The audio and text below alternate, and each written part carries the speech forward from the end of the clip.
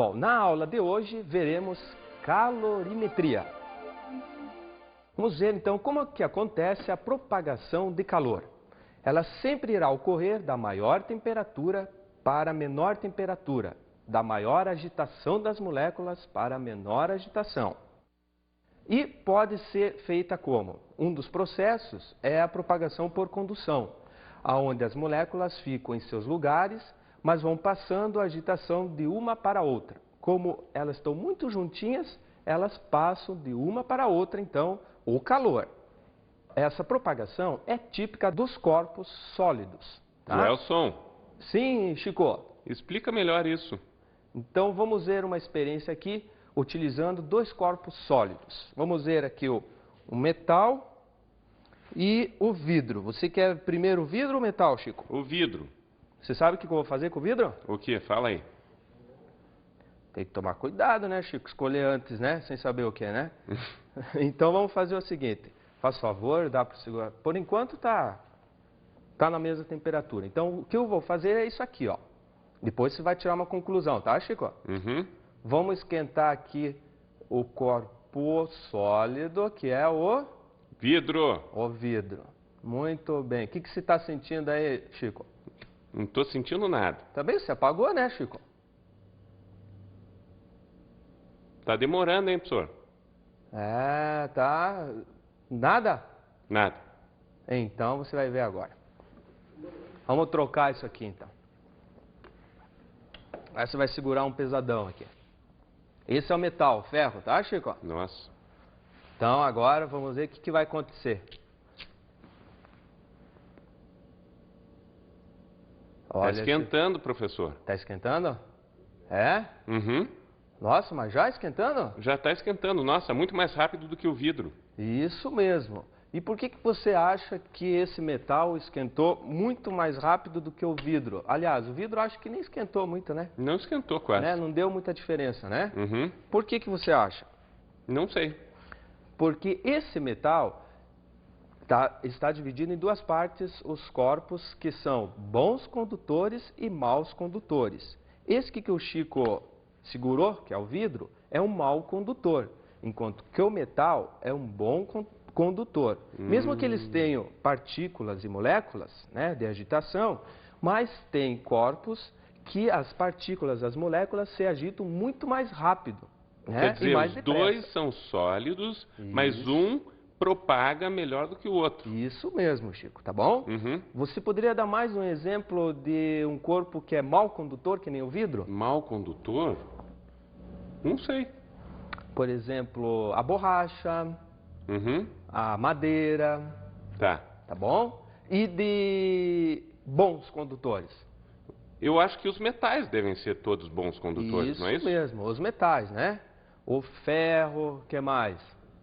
O cobre, né? E assim por diante, tá bom? Bom, essa é a propagação por condução. São corpos sólidos e se propagam mais rapidamente o calor. Agora, a segunda propagação, qual seria? A segunda propagação é a por convecção. O que vem a ser propagação por convecção? Olha, convecção, não sei o que é, professor. Então, propagação por convecção seria o quê? As moléculas em movimento levam o calor, agitação consigo. Significa que elas não estão juntas, muitas, elas estão dispersas. E elas levam o calor consigo, não passa uma para a outra. E é típica do quê? Então, por convecção, é típica dos corpos fluidos. Joelson, Sim, Chico? eu lembro do que é fluido. São todos os líquidos e todos os gases. Mas espera aí, na primeira aula você falou fluidos. Agora você falou fluidos. É fluidos ou é fluidos? Chico, o correto é fluidos, porque não tem acento no i. Eu que me precipitei na aula 1, tá bom? Mas o correto é fluidos, Fluidos. certo? Uhum. Bom, Chico, você já viu essa propagação, por exemplo, já notou quando a água ferve, o que acontece?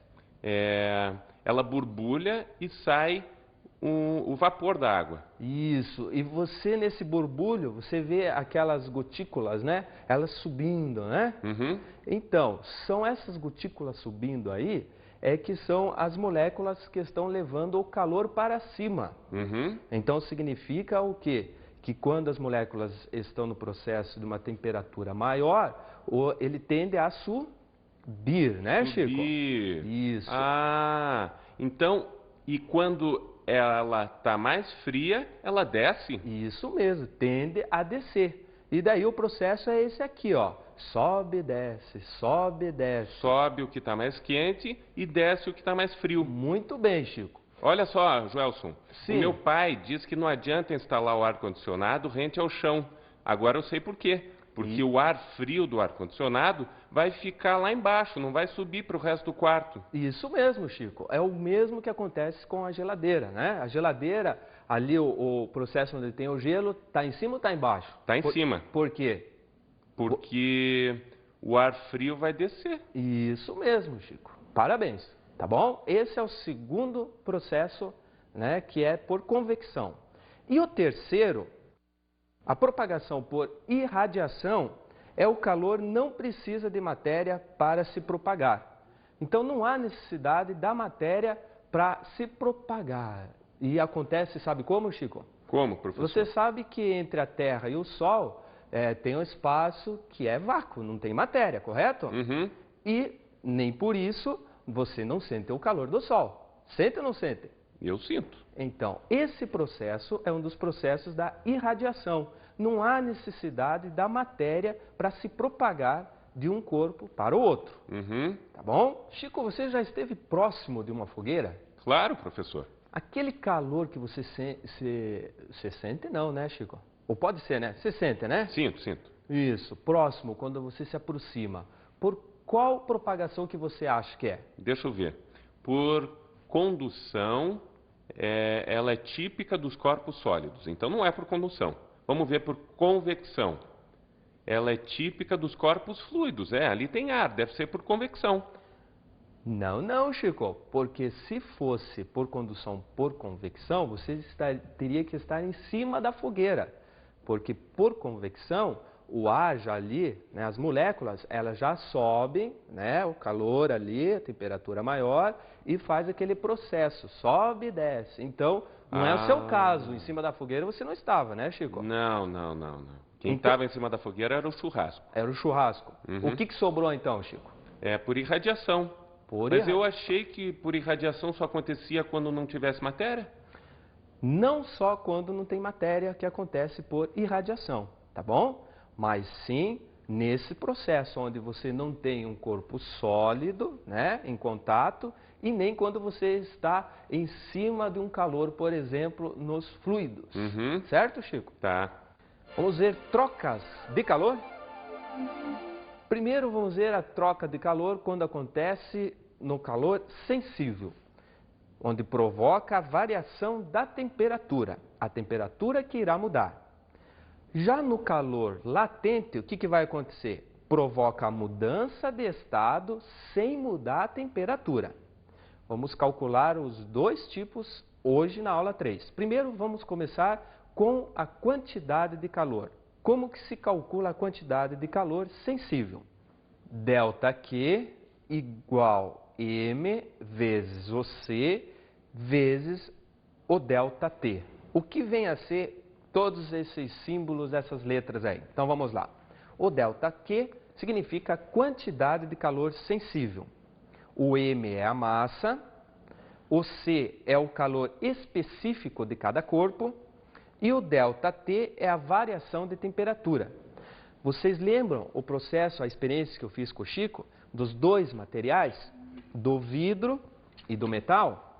Então, cada um tem uma massa. O fogo, ele foi aquecido na mesma altura, tanto o ferro quanto o vidro. Agora, o que aconteceu com ambos?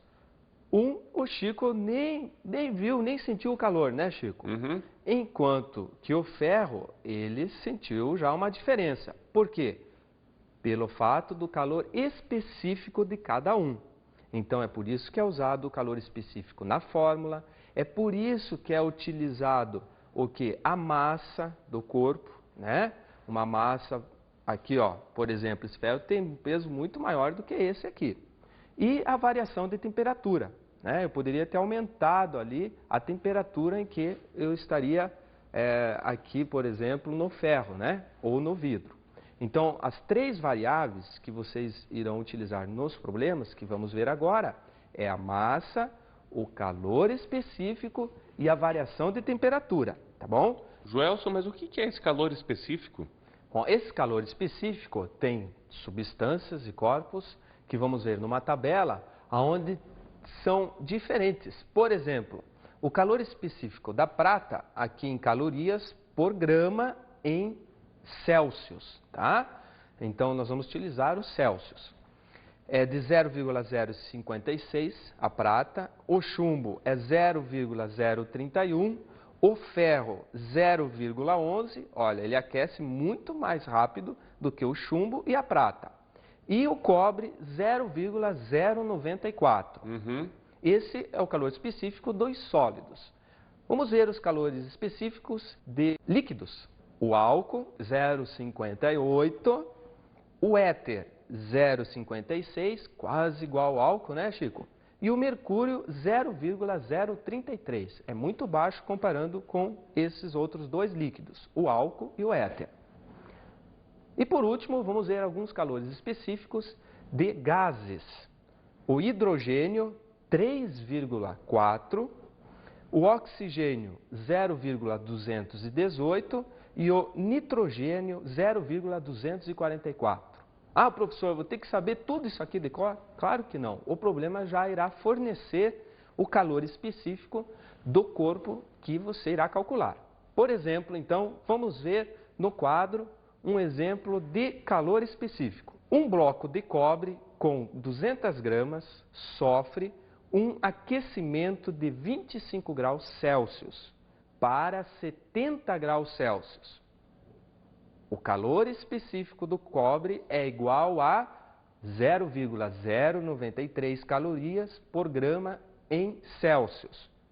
Qual a quantidade de calor recebida pelo bloco? Vamos ver então no quadro, substituindo os valores dados no problema. Bom, o problema deu o quê?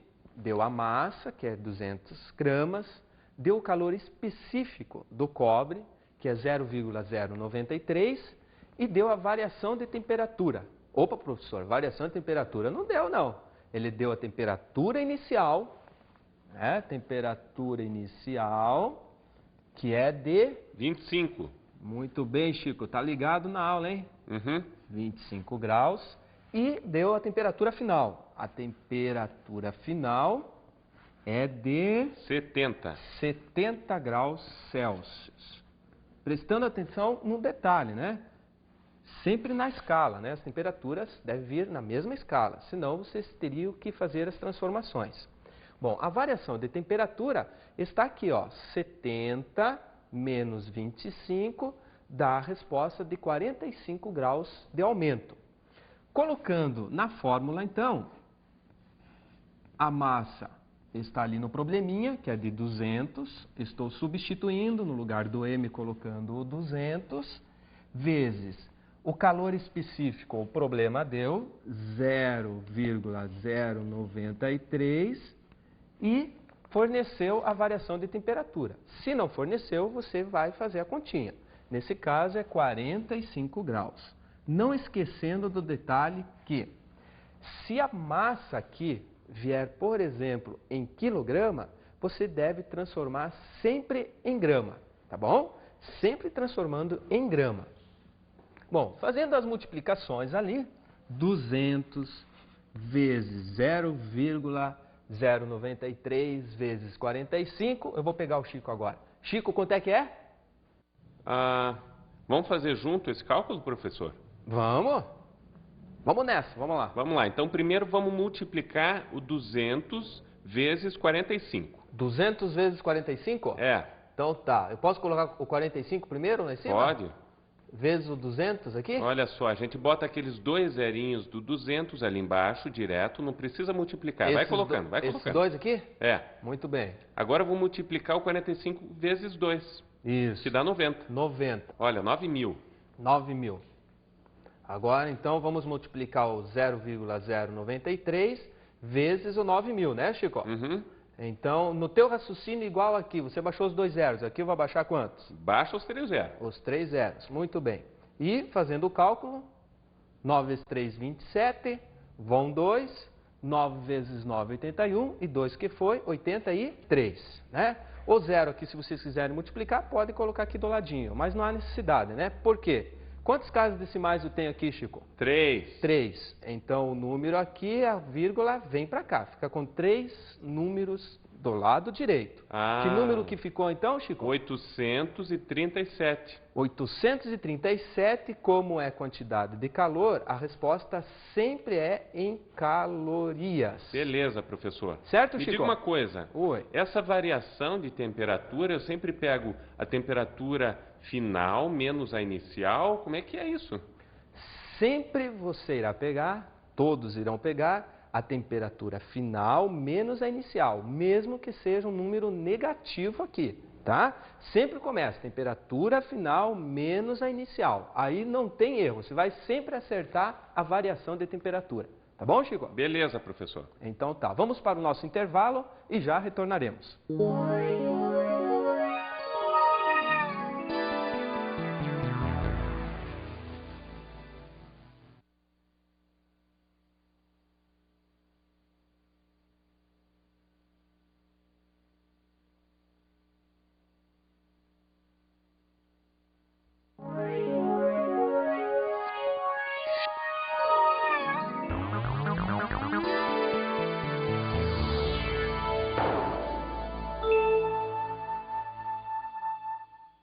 Voltando ao nosso intervalo, vamos já saber qual o significado da capacidade térmica de um corpo. É o quociente entre a quantidade de calor recebida ou cedida por um corpo e a correspondente variação de temperatura. Então, nós vamos fazer um cálculo. E esse cálculo vai ser o quê? Uma divisão entre a variação aqui, a quantidade de calor, divididos pela variação de temperatura. Na quantidade de calor, é a massa, o M, vezes o C, que é o calor específico, e vezes a variação de temperatura, que é o ΔT. Joelson?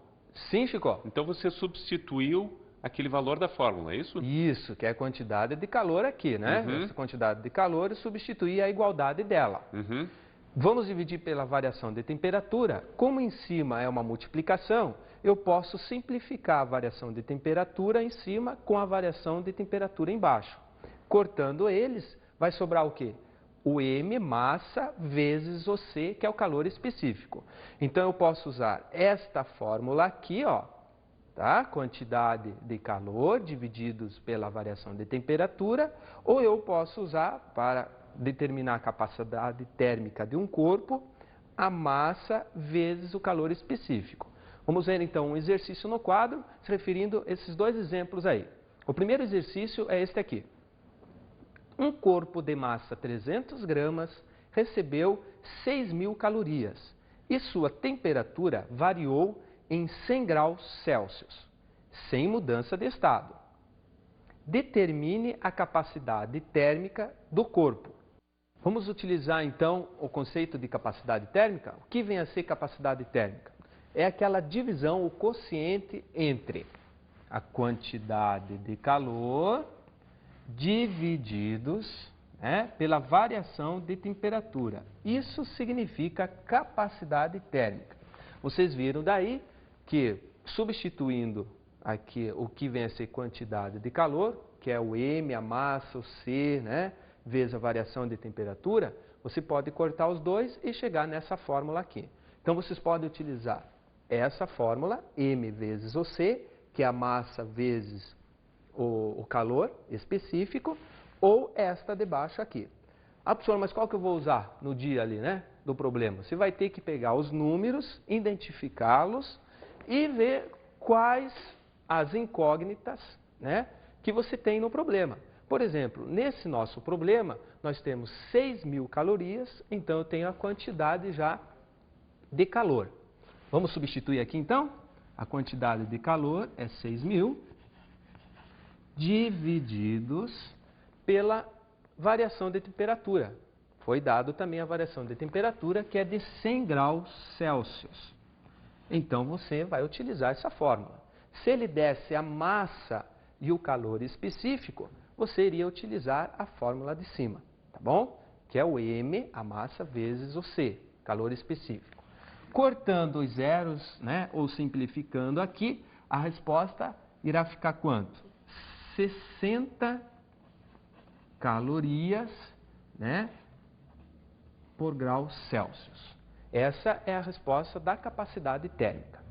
A segunda pergunta do mesmo problema é a seguinte: e o calor específico da substância que constitui o corpo? O calor específico da substância, ela aparece em qual fórmula mesmo? Olhe lá na revisão lá de vocês, né? O calor específico aparece aqui, ó, na quantidade de calor. Como é que acha? A massa vezes, olha o Czinho, o calor específico, e vezes a variação de temperatura. Ele deu a quantidade de calor, que é 6.000, então substitui agora aqui no lugar do ΔQ, igual a massa, já está em grama, senão você teria que transformar em grama, que é 300, vezes o C, que ele não tem, né? Que é o calor específico. É o que ele quer calcular. E a variação de temperatura é o mesmo problema, 100 graus Celsius. Fazendo as multiplicações aqui no segundo membro, vai ficar o 6.000 igual 300 vezes 100, olha o numerinho pequeno aqui, ó, 30.000 vezes o C, que é o calor específico. Está multiplicando, passa dividindo, né? Sempre o número que tiver com a letrinha, você vai passar dividindo. Não importa se a letrinha está aqui ou está nesse lado aqui, no primeiro ou no segundo membro. Você vai passar sempre o número que está com a letrinha embaixo, não em cima, tá? Fica 30.000 igual o calor específico. 6.000 divididos por 30.000, né? Nós podemos simplificar aqui, ó. Olha quantos zeros que dá para ir embora, né? Ó. E fica 6 divididos por 30. 6 divididos por 30, vamos fazer do ladinho rapidinho aqui, ó. Vamos lá, 6 divididos por 30 não dá, né? Então vai a vírgula, um zero aqui, 60 por 30 dá 2. 2 vezes 30, 60. 0,2. A resposta, então, é 0,2, o quê? Calorias em gramas. Quase que acabou o quadro aqui, hein, Chico? Mas deu certo, né, Chico? Uhum. Dá para perceber ali, né, a resposta. Então, 0,2 calorias em grama em Celsius, em graus Celsius. Certo? Entendeu a substituição aqui, Chico? Entendi, professor. Vamos adiante. Entendeu, Chico? Então, vamos ver agora as fases da matéria. Então, nós temos aqui as 3 fases da matéria. A fase sólida, que está aqui, o gelo.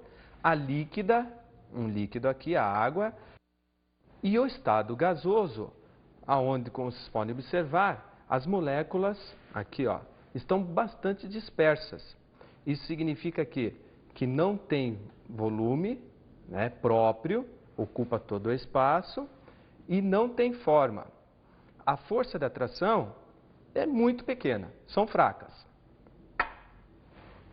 E, Chico, depois dessa identificação aqui, as características das 3 fases, a sólida, em resumo, ela tem forma e tem? Volume. A líquida? Tem volume, mas não tem forma. Muito bem. E a gasosa?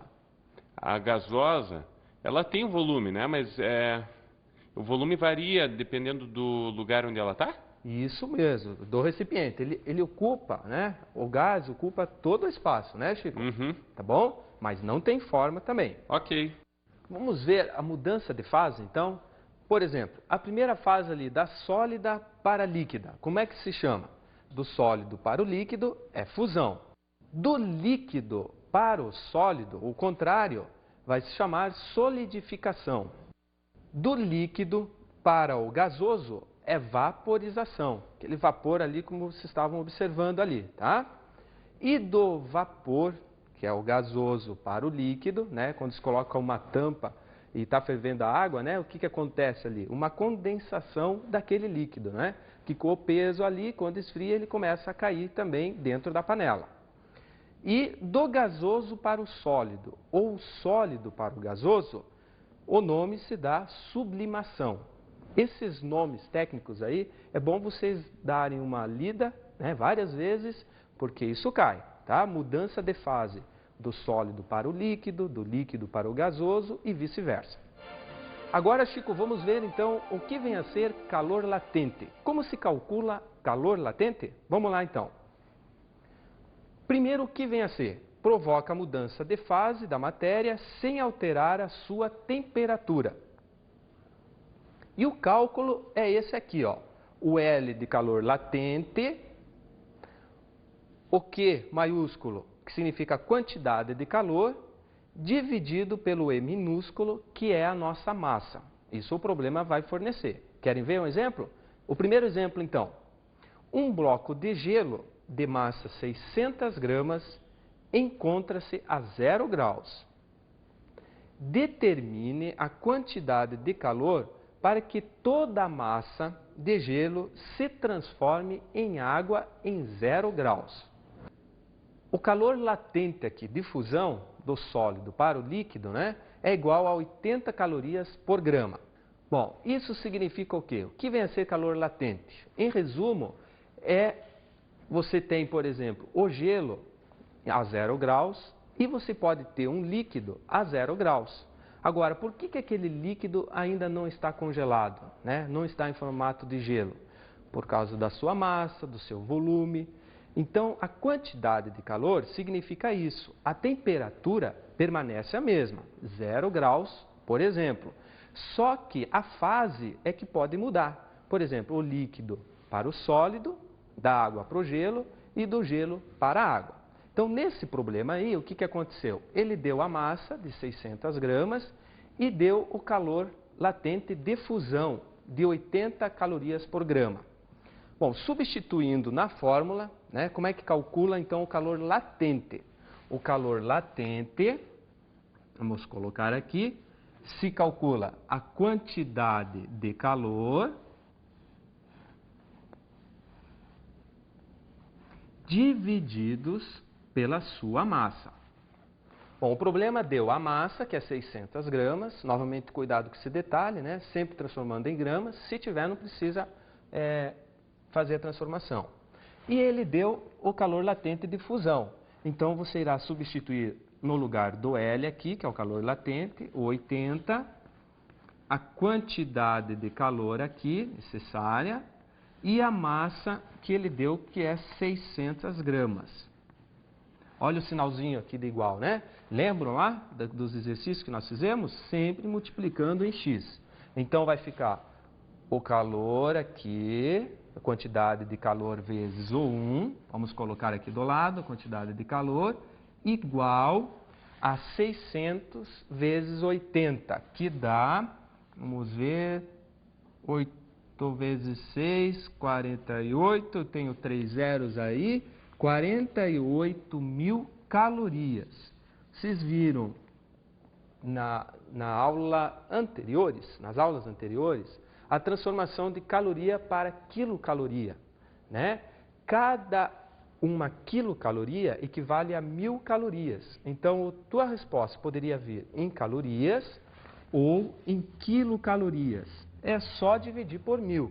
Então, a resposta vai ficar 48 quilocalorias. Ah, professor, sempre que tiver em calorias, se eu quero transformar em quilocaloria, eu vou dividir por 1.000? Isso mesmo, você vai dividir por 1.000. Tá bom, Chico?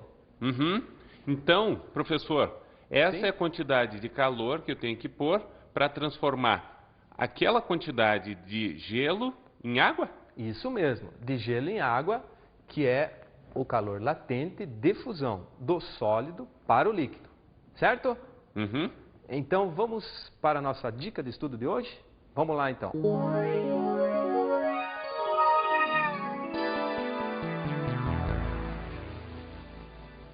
A dica de estudo de hoje será um exercício.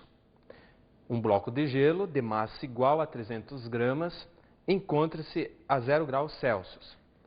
Para que todo o gelo se derreta, obtendo água a 0 graus Celsius, são necessários 24.000 calorias.